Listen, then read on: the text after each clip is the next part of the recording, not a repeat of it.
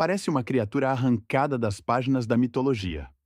Uma hidra de duas cabeças, imortalizada na pedra. Ou talvez uma cena de um filme fantástico, um monstro concebido pela imaginação humana. Mas a realidade é infinitamente mais estranha. Este é um ser vivo real, que habitou o nosso planeta há milhões de anos. A fossilização, por si só, é um milagre estatístico. Menos de 1% de todos os organismos que já viveram escaparam ao decaimento para se tornarem parte do registro geológico. A probabilidade de um ser vivo ser preservado para a posteridade é tão remota que desafia a nossa compreensão do acaso. Cada fóssil é, por isso, um tesouro. Mas existem achados que são raros, mesmo entre os mais raros. Como este espécime, desenterrado na China no ano de 2006. A princípio, os paleontólogos britânicos que o examinaram acreditaram estar a olhar para dois indivíduos entrelaçados, talvez mortos em combate ou num abraço final. Só uma análise mais detalhada revelou uma verdade anatômica sem precedentes. Era um único animal, com duas cabeças, dois pescoços e dois cérebros. Um caso inequívoco de policefalia. Este é o único fóssil em toda a história da paleontologia que exibe este fenômeno. O único em centenas de milhões de anos de vida registrada na rocha. Apesar das manchetes sensacionalistas da época, não se tratava de um dinossauro.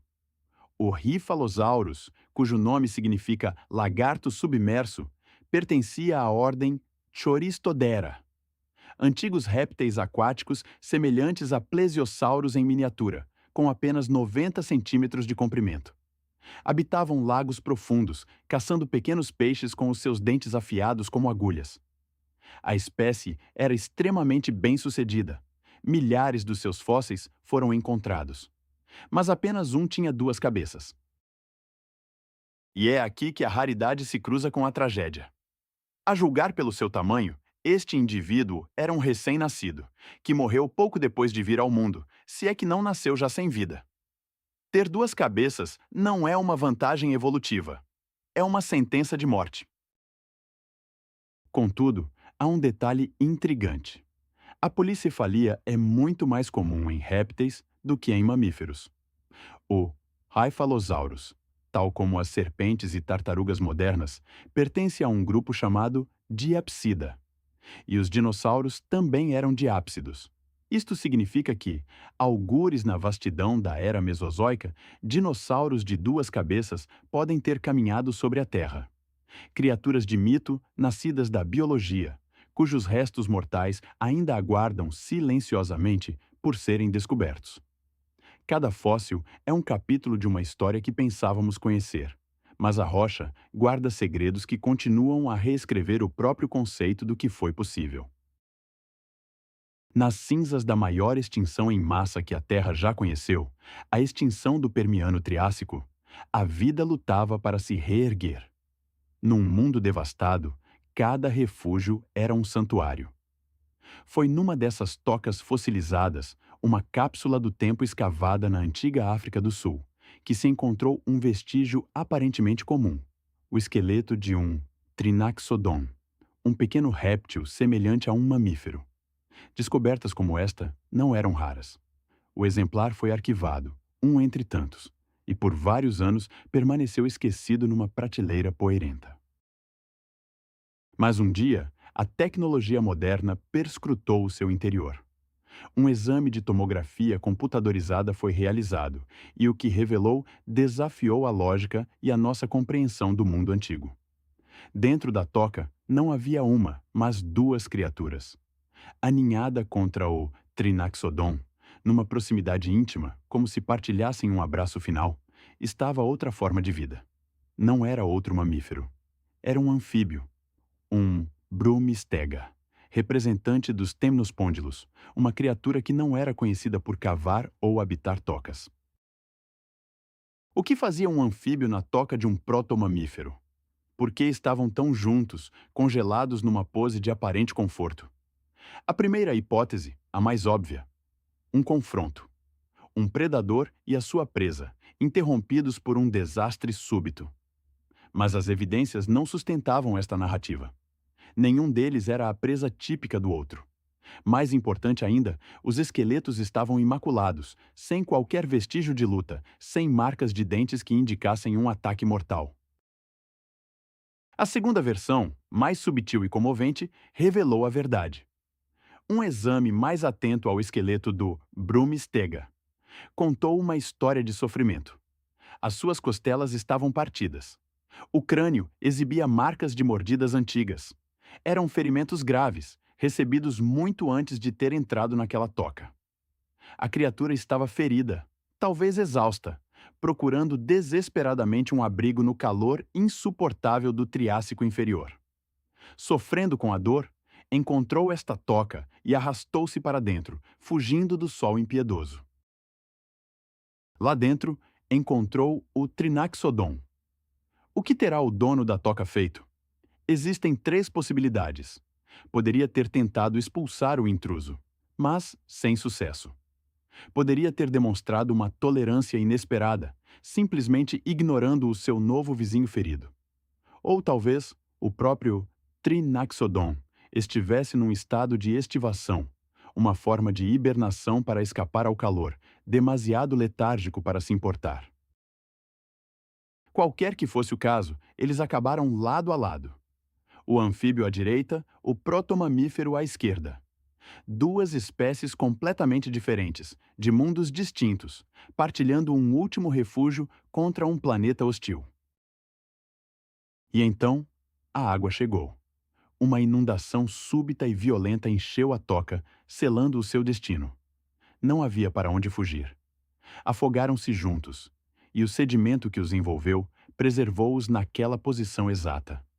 250 milhões de anos permaneceram assim, um testemunho silencioso do único caso conhecido de uma possível coexistência pacífica, talvez até de compaixão interespécies, no mundo antigo.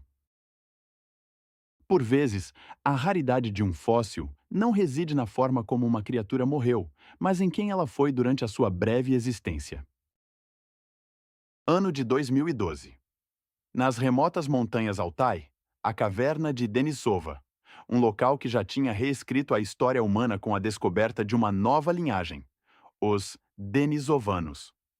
Arqueólogos peneiravam meticulosamente quase 2.000 fragmentos de osso. A maioria eram apenas estilhaços, impossíveis de identificar a olho nu. Mas um deles, um fragmento com pouco mais de 2 centímetros, iria alterar fundamentalmente a nossa compreensão da evolução humana. Este minúsculo pedaço de um osso longo foi enviado para análise de ADN, um procedimento de rotina. Mas o resultado que emergiu do laboratório era tudo menos rotineiro. Os cientistas mal podiam acreditar no que viam. Não era apenas uma mistura de genes ancestrais, indicando cruzamentos ocorridos gerações antes. Era um híbrido de primeira geração, um descendente direto de 2 tipos diferentes de humanos arcaicos. Um pai de uma espécie, uma mãe de outra. Ela recebeu o nome de Deni. Há 90 mil anos, ela foi uma criança. E ela era única. A análise do seu genoma foi inequívoca. A sua mãe era Neandertal, o seu pai, Denisovano. Este é o único caso confirmado de um híbrido de primeira geração alguma vez encontrado em toda a linhagem dos hominídeos. Entre humanos, chimpanzés, gorilas, não temos outro exemplar como este. Imagine por um momento. Uma menina cuja mãe pertencia a um povo e cujo pai pertencia a outro. Como seria a sua aparência? Uma fusão de traços que nunca antes tinham existido daquela forma? Que sons teria a sua voz? Que mundo ela via através dos seus olhos singulares? O seu ADN não é apenas um código. É um poema sobre encontros esquecidos, uma prova de que as fronteiras que traçamos entre nós e eles sempre foram mais permeáveis do que ousamos imaginar. O que passaria pela sua mente? Um fragmento de osso, descoberto no frio perpétuo de uma caverna siberiana, continha uma história que iria reescrever a nossa. A história de Deni.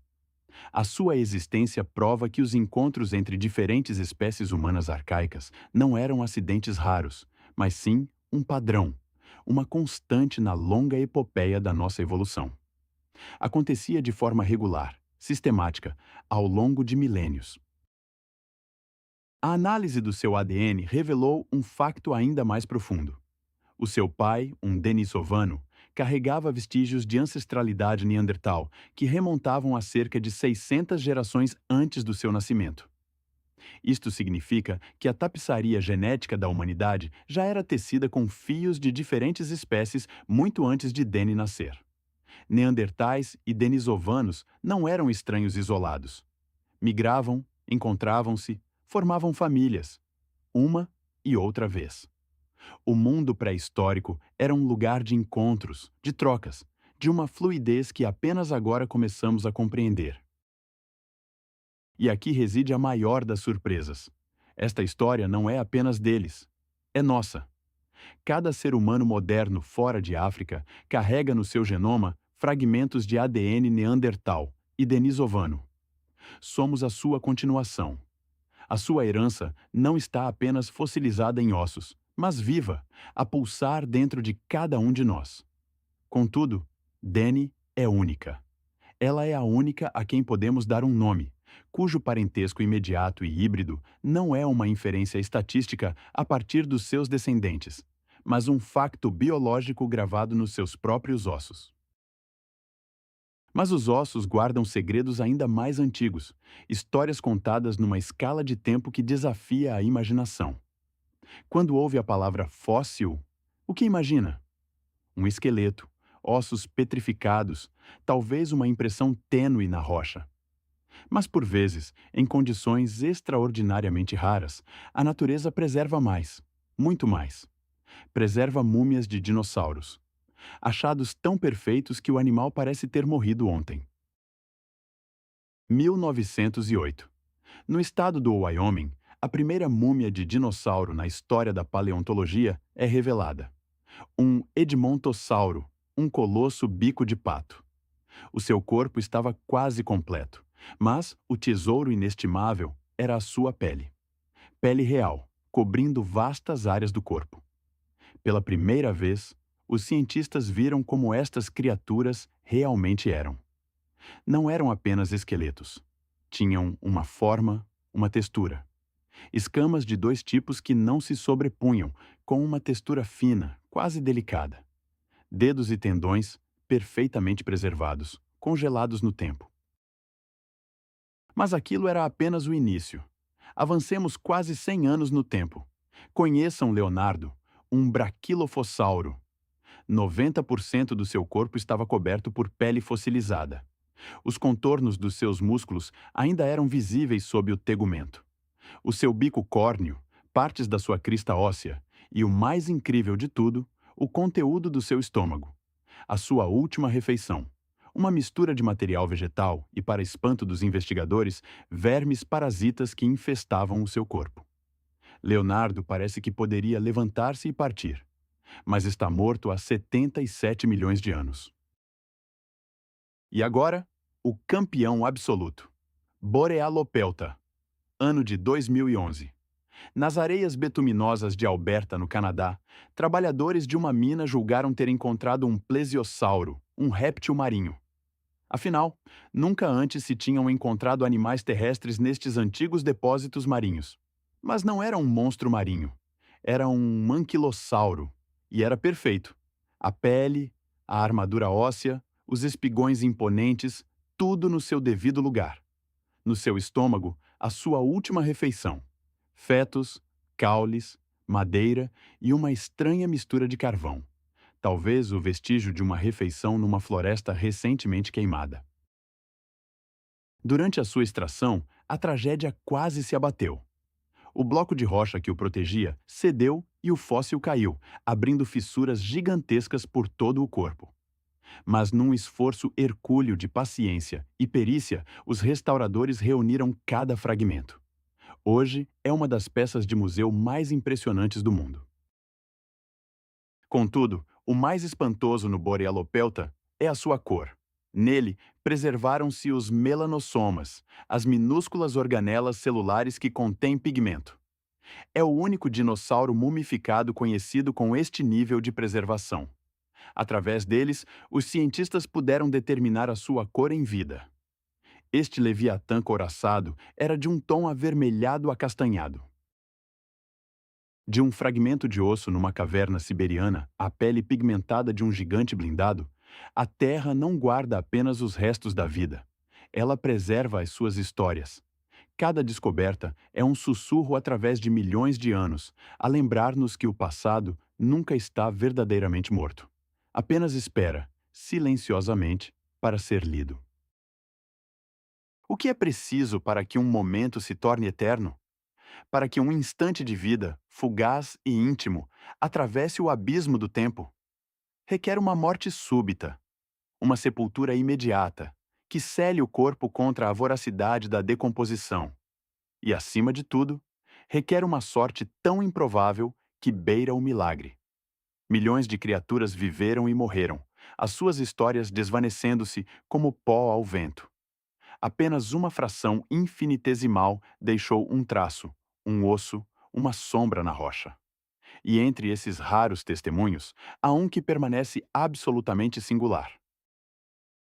Na vasta e meticulosa história da paleontologia, entre os incontáveis fósseis de mamíferos, répteis, peixes e aves, encontramos apenas um único par de vertebrados fossilizado no ato da criação.